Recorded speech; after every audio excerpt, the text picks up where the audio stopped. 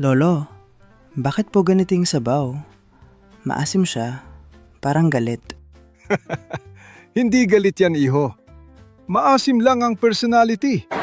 Parang lolo mo pag walang kape at nanalo ang kapitbahay sa karaoke.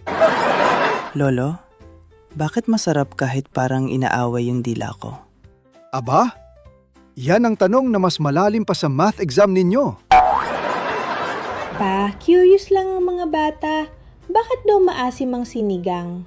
Oo nga pa, saan ba talaga nagsimula ang sinigang? Sige, pag-usapan natin yan. Saan nanggaling ang lutong sinigang? Ipaliliwanag dito sa The Taglish Explainer. Magandang araw sa inyong lahat. Ako si Professor Ipaliwanag ng University of Life. At ngayong araw, aalamin natin ang isa sa pinakamaasim pero pinakaminamahal na tanong ng sambayanang Pilipino.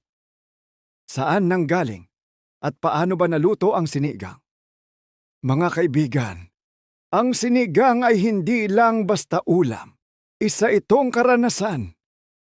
Isang sabaw na may kasaysayan, may emosyon, at may kakayahang ipaliwanag ang buhay ng mas malinaw kaysa sa long post sa Facebook. Balik tayo sa unang panahon. Wala pang gas stove. Wala pang induction cooker. Wala pang, guys, today magluluto tayo. Ang mayroon lang ay apoy, palayok, tubig, at kumakalam na sikmura. Bagamat walang exact na record, ang sinigang ay sinasabing iniluluto na ng mga Pilipino noon pang pre-Hispanic era, bago pa man dumating ang mga Kastila.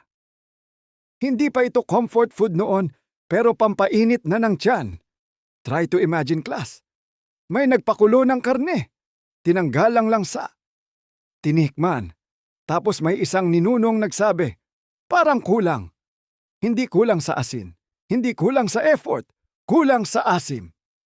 At dahil ang Pilipinas ay lupain ng maaasim na prutas, sampalok, kamias, bayabas, may naglakas loob na maghulog ng prutas sa sabaw.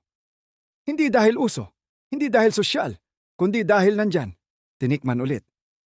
Boom! Sumarapang sabaw, sumaya ang nagluto, at biglang may dahilan na ulit mabuhay kinabukasan. Hindi nila alam ang salitang flavor balance.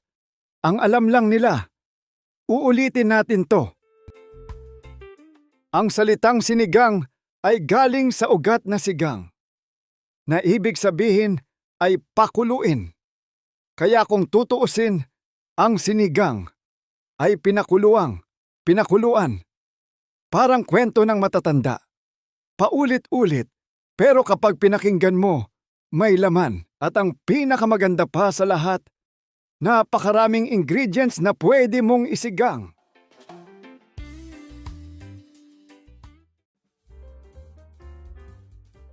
Baboy, pwede. Baka, pwede. Isda, pwede. Hipon, pwede. Gulay lang, pwede rin. Healthy kunwari.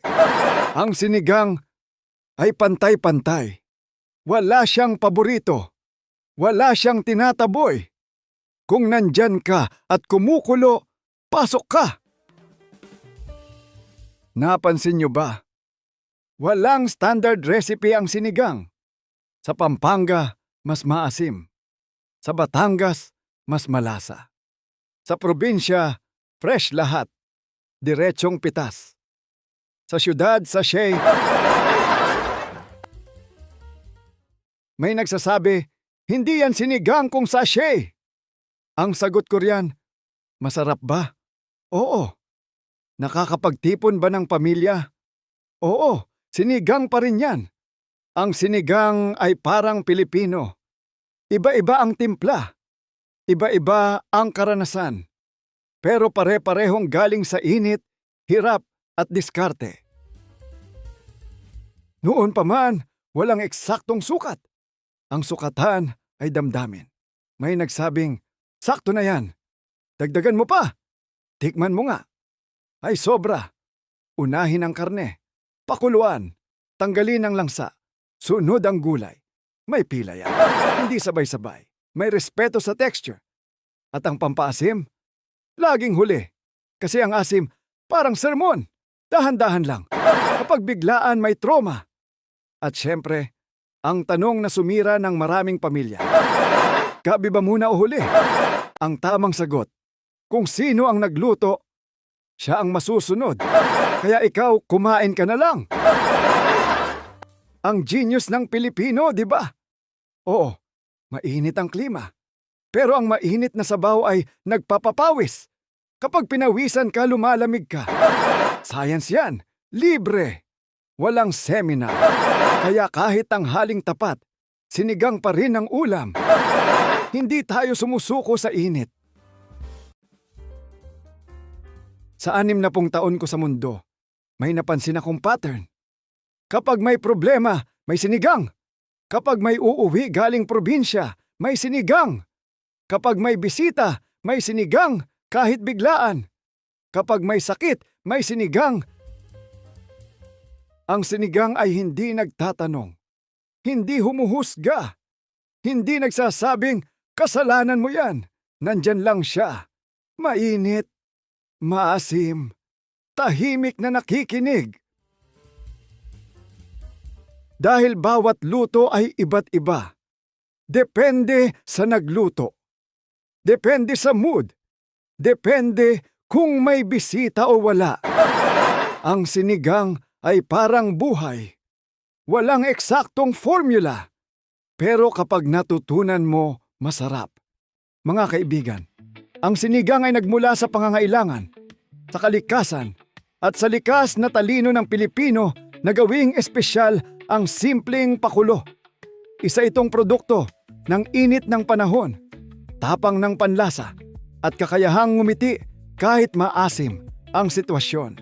At hanggang ngayon, patuloy natin itong niluluto, hindi lang sa kaldero, kundi sa bawat tahanang Pilipino na nagsasalo-salo, nagkukwentuhan, at nagkakaintindihan sa ibabaw ng mainit na sabaw.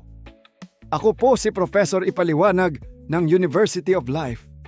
At tandaan ninyo, ang buhay parang sinigang, hindi kailangang matamis para maging tunay na masarap. Subscribe na para sa Daily Dose of All Things Pinoy videos. Ako si Prof. Ipaliwanag and this is the Taglish Explainer Channel.